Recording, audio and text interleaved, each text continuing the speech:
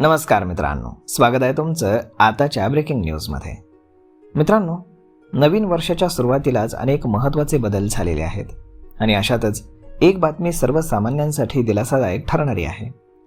CNG गॅसच्या किमती घसरलेल्या आहेत। सीएनजीच्या किमती कमी झाल्यानं सर्वसामान्य ग्राहकांना फायदा झालेला आहे आणि स्पेशली वाहनधारकांनाही मोठा दिलासा मिळाला आहे।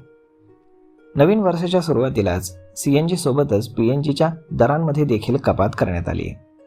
सीएनजीचे दर हे 2 रुपयांनी घसरलेले आहेत, तर पीएनजीचे दर हे 70 पैशांनी घसरलेले आहेत। त्यामुळे वाहनधारकांसोबतच गृहिणींना देखील मोठा दिलासा मिळतोय। देशभरामध्ये अनेक ठिकाणी सीएनजीचे दर घसरलेले पाहायला मिळत आहेत। पुण्यामध्ये सीएनजीचे दर 1 रुपयांनी स्वस्त झालेत आणि पुण्यामध्ये हे दर आधी 91 रुपये 50 पैसे होते, तर काल मध्यरात्रीपासून नवीन दर हे जाहीर करण्यात आलेले आहेत। एकीकडे सीएनजीच्या किमती कमी झालेल्या आहेत, तर दुसरीकडे एलपीजी गॅसच्या किमतीतही बदल झालाय।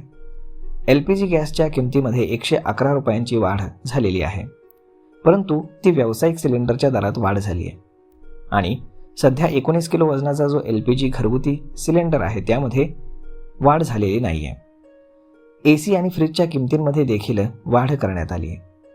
बी रेटिंगच्या इलेक्ट्रॉनिक वस्तूंच्या किमती वाढवण्यात आल्यात, त्यामुळे नवीन वर्षाच्या सुरुवातीलाच सर्वसामान्य ग्राहकांना फटका बसणार आहे।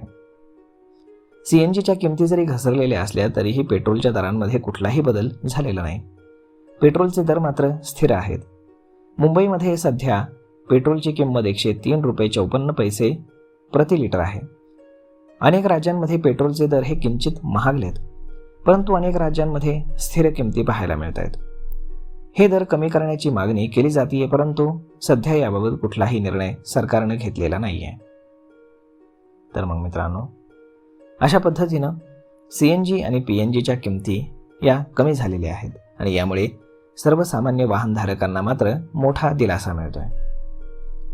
तर मग मित्रांनो, हा व्हिडिओ, ही माहिती तुम्हाला कशी वाटली हे तुम्ही आम्हाला कमेंट करून नक्कीच सांगा आणि जर आवडली असेल तर आपल्या जवळच्या मित्रमंडळींसोबत देखील हा व्हिडिओ तुम्ही शेअर करायला विसरू नका। धन्यवाद।